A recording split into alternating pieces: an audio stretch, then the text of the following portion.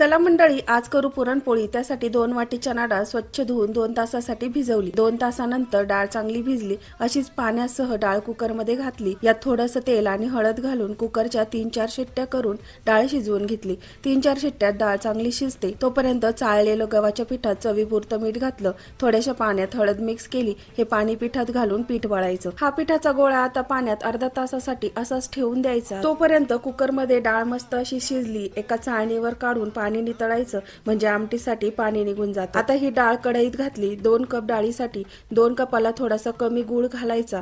चांगलं कोरडं होईपर्यंत मिक्स करून परतत राहायचं। शेवटी वेलची आणि जायफळ पावडर घालायची, मिक्स करायचं।